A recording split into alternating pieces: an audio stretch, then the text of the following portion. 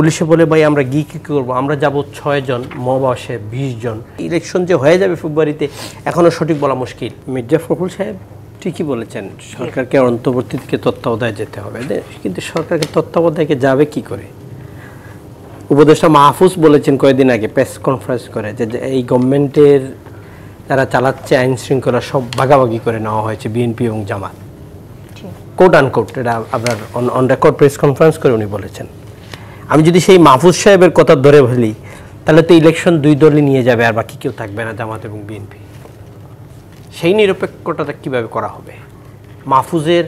উপদেষ্টা মাহফুজের কথার প্রেস কনফারেন্স থেকে যদি আমি বলি, দ্বিতীয় হলো আগামী নির্বাচন হবে অসম্ভব চ্যালেঞ্জিং একটা নির্বাচন। আমি আমার প্রধান ভাইয়ের কথা ধরি, আইন শৃঙ্খলা যে অবস্থা আছে এই অবস্থা দিয়ে নির্বাচনটা কিভাবে করা হবে? 42,000-এর উপরে আপনার ভোটিং সেন্টার আছে, এই সেন্টারগুলো কিভাবে ম্যানেজ করা হবে? গুলশানের মতো জায়গায় পুলিশ একটা দেখা যায় না, ডাক দিলে 3 ঘন্টা পরে আসে। পুলিশে বলে ভাই আমরা গিয়ে কী করবো, আমরা যাব 6 জন, মব আসে 20 জন, ওইখানে আমাদেরকে পিঠিয়ে ওরা গাড়ি টাড়ি ভেঙে পাঠিয়ে দেয়। তার উদাহরণ জুলাই সনদের দিন পুলিশের গাড়ি যেভাবে ভাঙা হয়েছে। পুলিশকে মারা যেন এখন এত সহজ, পুলিশের গাড়ি ভাঙা এত সহজ।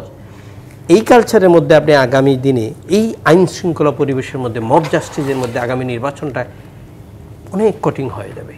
তার মধ্যে নির্বাচন করতে হবে, নির্বাচন না করা ছাড়া তো কোনো নাই, রাস্তা নাই। নির্বাচন তো সে চ্যালেঞ্জিং, সেই চ্যালেঞ্জিং নির্বাচনটা করার জন্য রাজনৈতিক দল, সরকার, ক্যান্ডিডেট এবং জনগণ সেটা সবাই মিলে এটাকে সুন্দর নির্বাচন করতে হবে।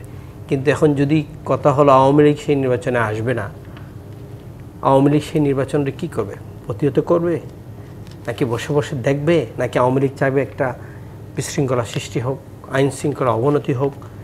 এই জিনিসটাও সরকারকে মাথায় রাখতে হবে, রাজনৈতিক দলকেও মাথায় রাখতে হবে। আমাদের সবাই মিলে একটা নির্বাচন করার জন্য যতটুকু করা প্রয়োজন, প্রশাসনিক যদি নিরপেক্ষতা না থাকে তাহলে এই নির্বাচনে কোনো উপায় কোনো নিরপেক্ষ নির্বাচন আশা করা আমাদের জন্য খুব কঠিন হয়ে যাবে।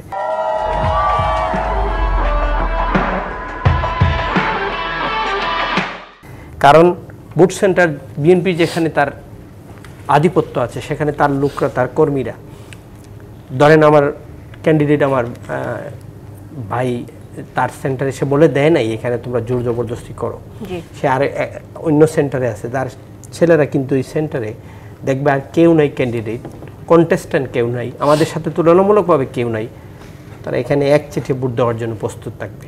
সেই জায়গাটা প্রতিহত করার জন্য কে করবে? আইন শৃঙ্খলা নাই, আপনার আনসার পুলিশ সেটা করার মতো ক্যাপাসিটি নাই, দাঁড়াতেই পারবে না আপনার আনসার পুলিশ। সেই নির্বাচনটা আপনি কীভাবে করবেন? এই পয়েন্টগুলো যদি আগে ফিক্স না করেন তাহলে আগামী নির্বাচনকে এক পেশে হবে, অর্থবহ নির্বাচন। মির্জা ফখরুল সাহেব বলেছেন অর্থবহ নির্বাচন। অর্থবহ নির্বাচনটা আপনি কীভাবে করবেন? যদি আইন শৃঙ্খলা ঠিক না রাখে, আপনি প্রপারলি ভোটিং সেন্টারগুলো আপনি পাহারা না দিতে পারেন, রিমোট এরিয়াতে না দিতে পারেন, আপনার তাহলে অর্থবহ নির্বাচনটা হবে না। সেই নির্বাচনের দায়ভার যদি বিএনপি আসে, নির্বাচনে জয়ী হয়, নির্বাচনে বিএনপিকে সেই স্টিগমা নিতে হবে। মানুষ বলবে যে বুটে মারামারি, জোর জবরদস্তি করে সেই নির্বাচনে আসা। হ্যান্স এখনও পর্যন্ত জামাত বলছে নভেম্বরে দিতে হবে গণভোট, বিএনপি বলতেছে না ইলেকশনের সময় একসাথে হতে হবে। এখন তো এটাও ফিক্সড হয় নাই। আমরা যে ইলেকশন হয়ে যাবে, আমি এখনও পর্যন্ত মনে করি ইলেকশন যে হয়ে যাবে ফেব্রুয়ারিতে এখনও সঠিক বলা মুশকিল।